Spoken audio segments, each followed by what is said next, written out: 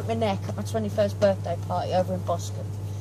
It was my 21st birthday party, and there was all these people at the birthday party, and there was a guy. You stood the other one. There was a guy at the party pointing a shotgun at me, and I said to him, "Don't point that at me unless you're going to use it." And I've gone like that to the barrel of the gun. You don't bring guns to parties. And then the stupid boyfriend, his real name was Christopher Paul Holden. He had red hair, ginger hair, blue eyes. He said, "You slag." And I said, "Don't." I'd already had enough problems in life as it was. I said, "Don't call me that." I tapped him on the head. He got up, punched me, and I was only 7'7". Punched me. I flew across the flat, the living room, landed behind the armchair and the settee like that. So I landed like that. My neck broke and my back broke. Then he paid for me to see a Jewish acupuncturist, Jewish osteopath, and he done acupuncture on me. But then all the things that happened to me, I had a nervous breakdown. Then they put me in a torture camp, which I call St Anne's. That was 1977 when I was 21. Made me have a massive breakdown. Doctors keep telling me there was nothing wrong with me when there was. And I needed a serious gynecological operation. They kept saying there was nothing wrong with me, but there was. Then they wrote me off as mentally, physically handicapped. They housed me round in Belvedere Road some years later. £7 a week. I didn't have no money to buy clothes. They didn't provide any toiletries. I didn't have any money to buy clothes or toiletries. One shower, one toilet, no sink to clean your teeth in. Had to share a room, had to be given this food that was rubbish. So I had no choice. I had to leave there and go back to work again. They said, "Oh, you'll have another breakdown." I said, "Well, whether I have a breakdown or not, it's illegal what you're doing to me." I said, "You're not allowed to go to work in Merrick Park at weekends to get money." I said, "Well, what you're doing to me is illegal, and I haven't even got money to buy toiletries." So I went and worked at the Merrick Park cafeteria weekends till I saved up enough money. Then I got a bed sit in Wellington Road, which they knocked down. That was by that time, by 1984. Then I went back to London.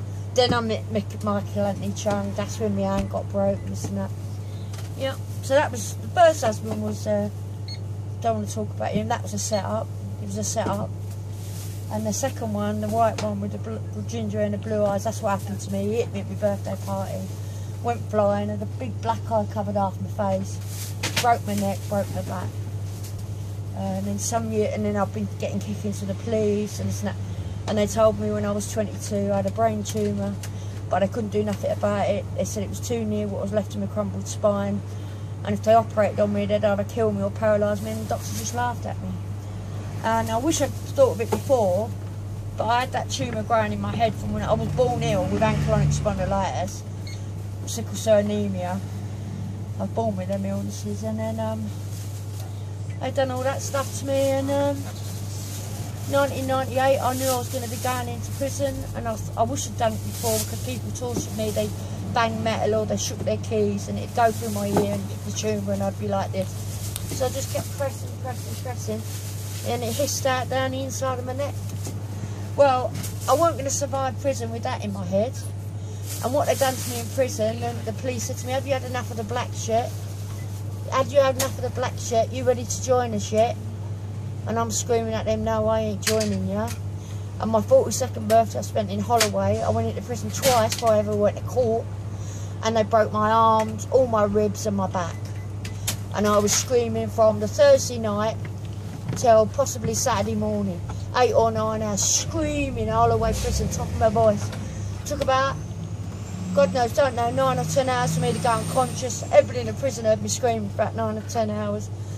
And then I came back to consciousness. I thought it was Saturday, but it might have been a Sunday.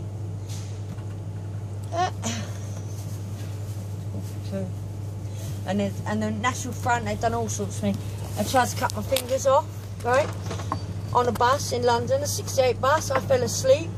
I woke up knowing I was in trouble, but I didn't know what kind of trouble. They jogged the bus, so I knew I was on the bus on my own, upstairs. I got up. They jogged the bus again as it went round the Elephant Castle, and because some of my relatives are Nazis, they knew what I'd do. So they knew I'd grab the bus seat rather than fall over. So with my left hand, I grabbed for the bus seat, and it had been razored, and I just got my hand off it in time. Cross here, nearly took my fingers off. But they didn't know nothing. I didn't go to hospital to get them stitched up. I sorted it out myself.